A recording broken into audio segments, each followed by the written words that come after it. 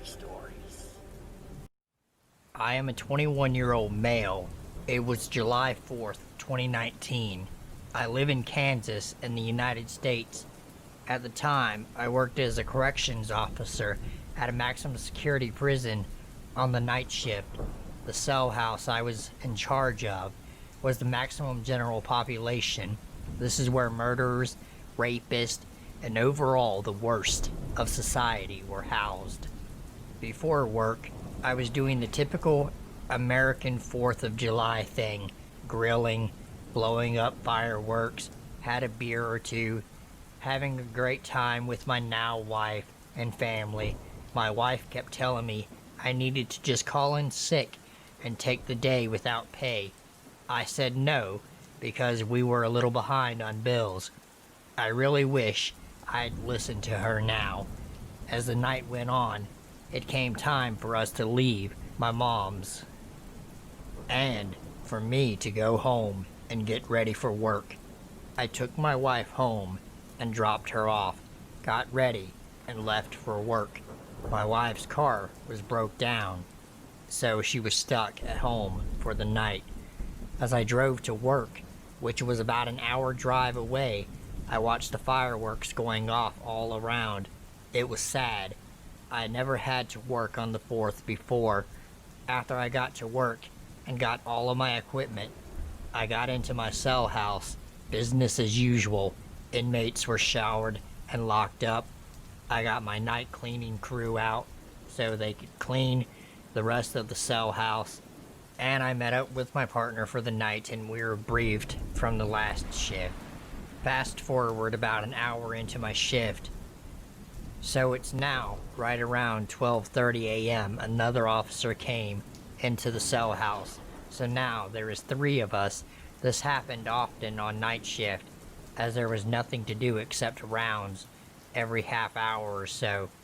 Out of nowhere, we hear an inmate laughing like a witch, like a cackle. That was strange, but nothing to be alarmed about. Drugs were a bad problem in the facility, still is, far as I know. Eventually, after a few more cackles, I decided to go see who was making all of the noise, in case they were high. I walked through and checked out all 200 inmates. Nothing. There were a small few that were even awake, so I brushed it off and just went back to my office. My partner and the other officer were asking if there was anyone that needed their cells searched.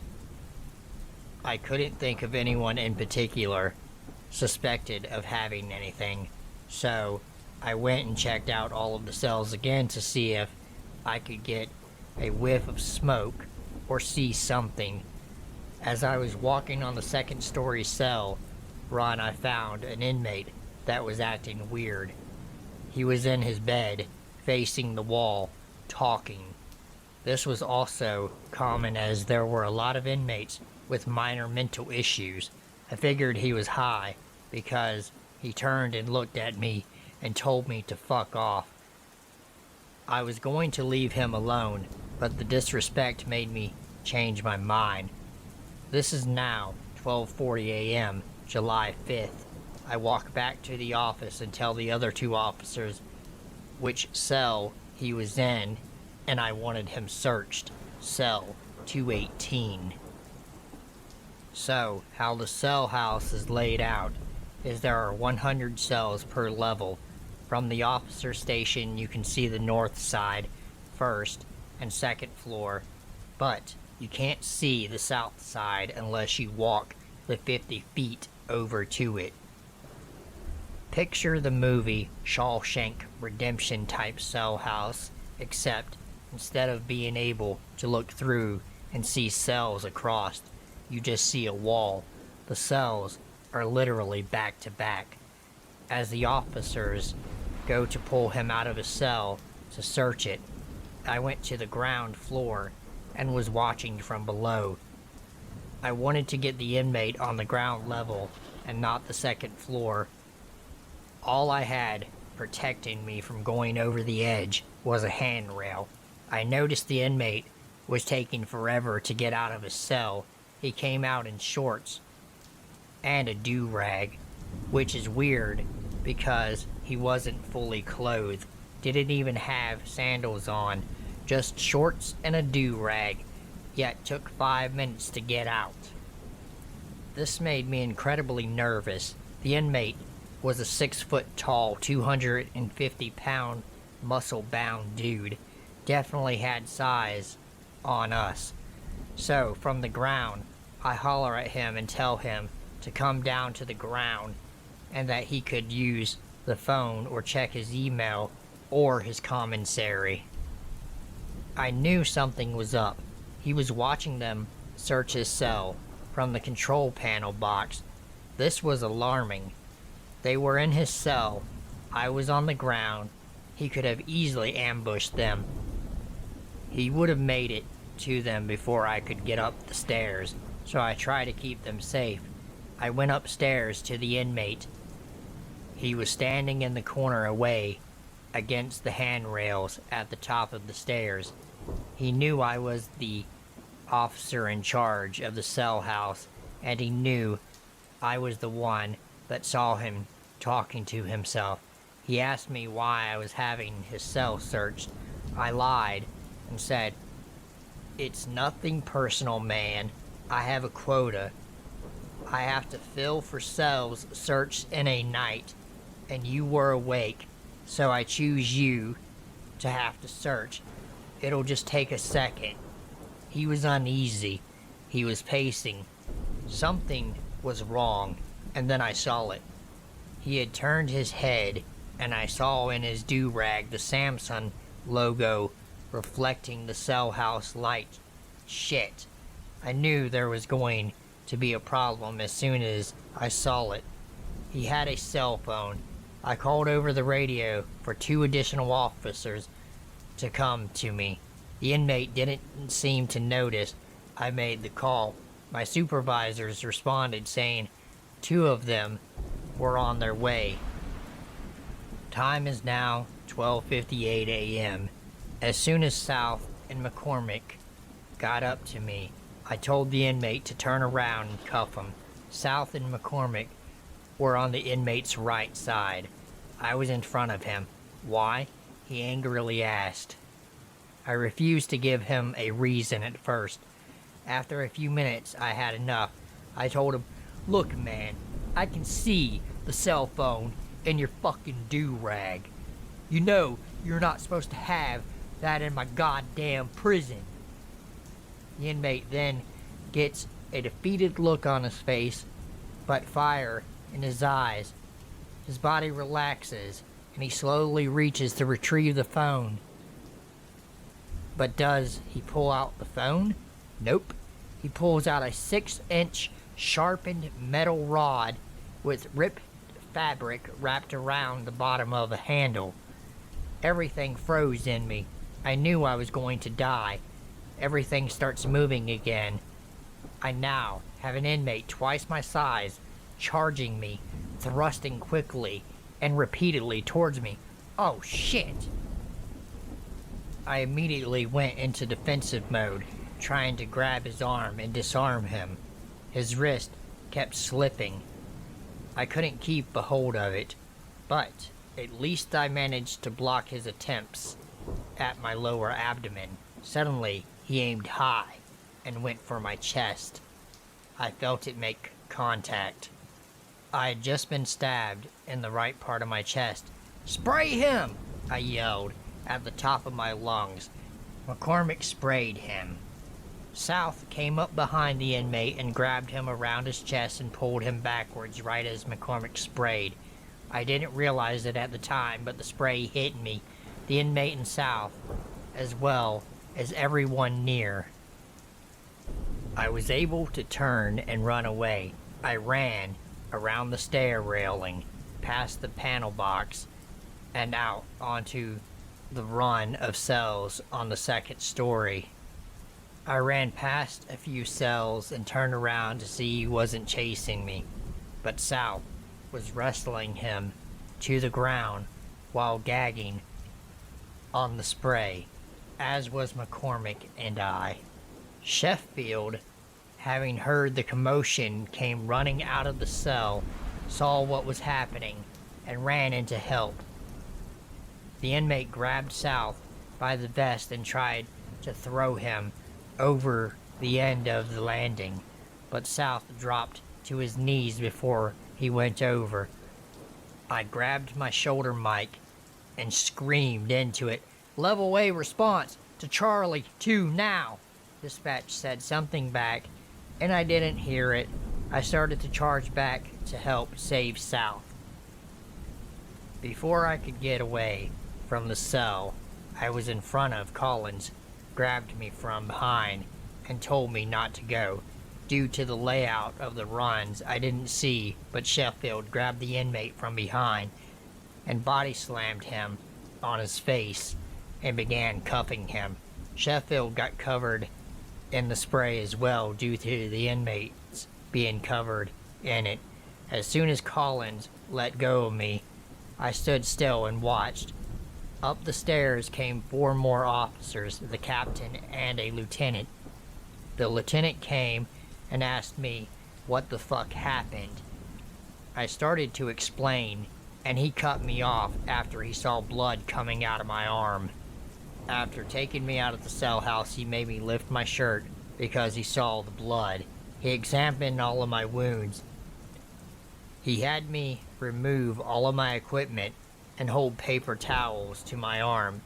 I was rushed to the ER. I was able to grab my phone out of my rental car. I called my wife and told her what had happened. She called my parents and my siblings. I was stabbed 4 times. Once on my left arm just below the elbow. That was a through and through. Blade went in one side and out the other. Twice on the top of my left hand, and the one that hit my chest went into the skin and hit one of my ribs, keeping it out of my lungs. Out of 37 plunges, I think it's safe to say I'm lucky to be here. I didn't sleep for 2 days following the event. I still have nightmares, almost daily. I'm always paranoid. I openly carry a gun now. After my attack, I was forced to resign for safety reasons. Everyone statewide that works in a maximum security prison now has vests. None of the people from there talk to me anymore. I feel abandoned. I have one guy from that facility that I still see, my sergeant, who wasn't there that night.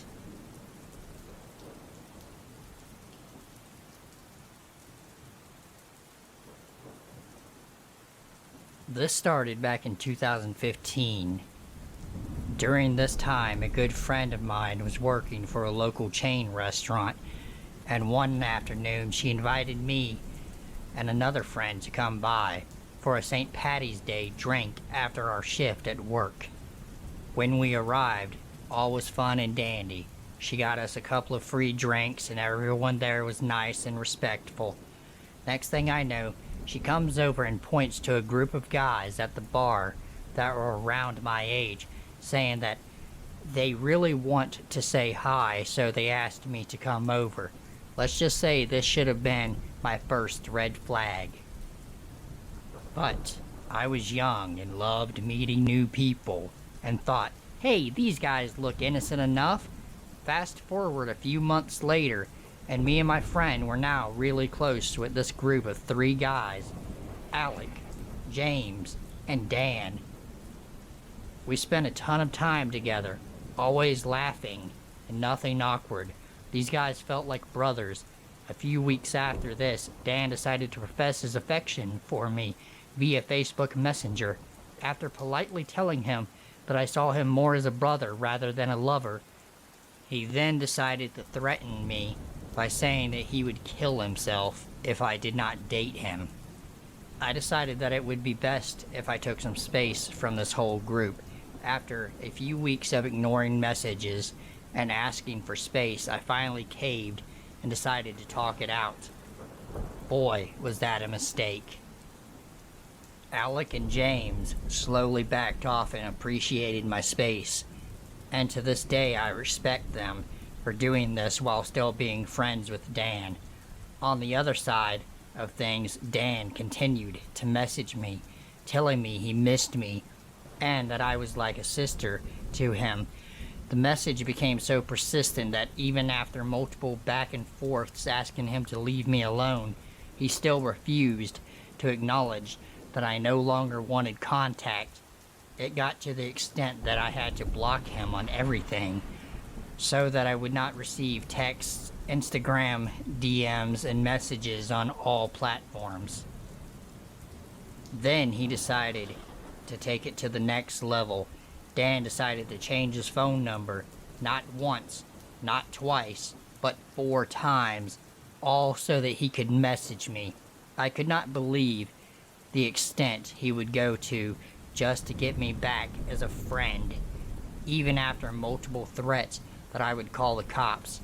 On top of changing phone numbers, he would create new Facebook and Instagram pages, changing his name, using fake images or old ones. I have at least 2 to 5 profiles blocked on my Instagram and Facebook. Finally, I thought it was over until I received messages from my 2 friends, Megan and Ashley, along with calls from both of my sisters. Hey, so Dan is trying to add me on Instagram. My middle sister Beth even got a message saying, hey, why won't Jenna talk to me? Along with multiple of the same message to all of them. I was fucking fuming.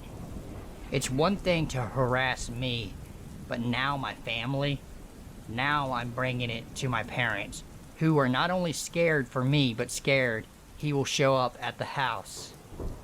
2 years of this went by before I decided to do something. Now I know people may think, why did you wait so long?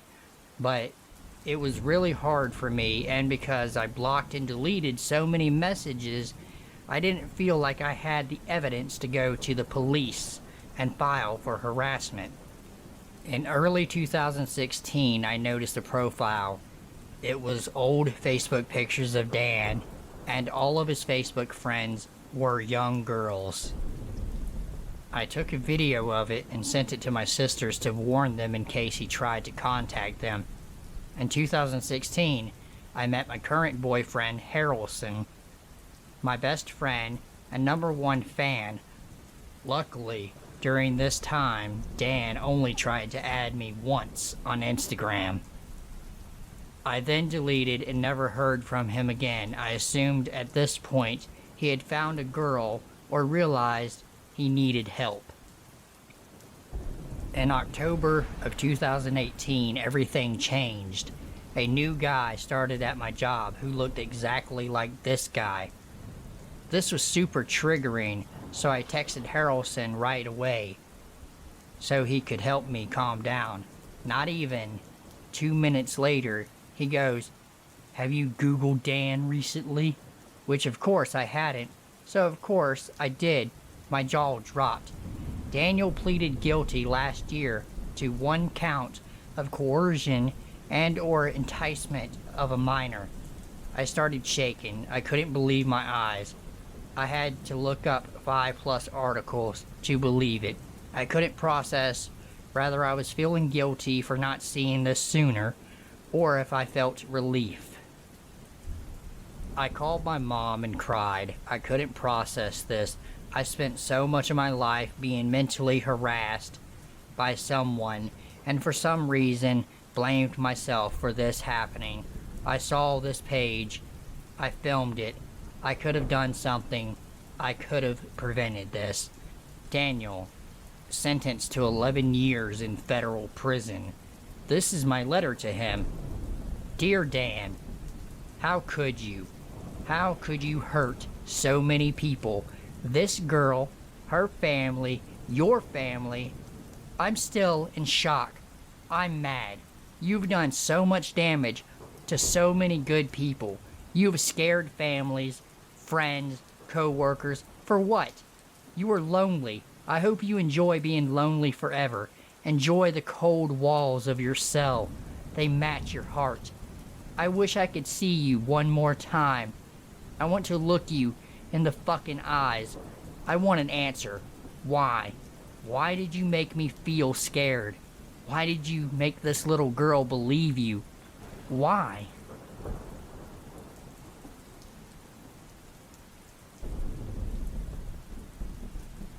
In the 80s, my aunt used to volunteer at a prison teaching inmates how to read. She was an elementary school teacher and cared a lot about education. She did this for a long time, until one of the prisoners became infatuated with her. It started out small by complimenting her, but then he began to tell her how in love with her he was, and how he was planning a life for them outside of prison. My aunt told the guards all of this, and they suggested she stop volunteering at the prison. On occasion, she would get phone calls from the prison and love letters. She would not accept his calls and didn't return his letters either.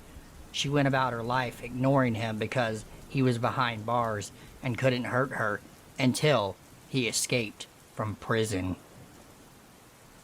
My aunt was out of town and got a call that he had escaped. She called the local police immediately and asked them to check out her house with her when she returned home. My aunt lives alone in a ranch-style house, so the police surveyed the outside, the basement, and the main floor, and found nothing. Her home security system was intact as well. She had a friend stay over that night, and everything seemed okay. Around 1 a.m., they heard scratching noises and called the police. They thought the noises were coming from her mother's empty bedroom. The police searched the outside of the house and the bedroom and found nothing. At 2:30, they heard scratching noises again, and also the sound of footsteps. The police then checked the attic, which was more like a crawl space that my aunt used for storage. They found the prisoner crouched behind a box with a screwdriver, hacksaw blade, and 2 blades from a pair of hedge cutters. He got into the house by slitting a window screen that gave him access to the attic. He is still in prison and will be until he dies. He knew where she lived because it was the 80s and people's addresses were in phone books. Apparently, he just wandered off the prison farm and hitchhiked to my town. I don't know who would pick up a prisoner, but it happened. The attic window is tiny. I don't know why the police didn't check on their first sweeps. I think they just ruled it as impossible for anyone to get into it. The screen didn't look slit when they did their outside scan. Their first scan was also at 11 p.m. My aunt still lives in that house. She loves her home, and she's a pretty tough woman. And she's very independent, if you haven't gathered that already.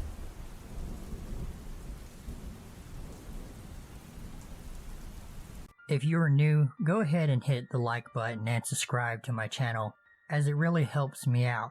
And if you are already subscribed, welcome back and thank you for subscribing.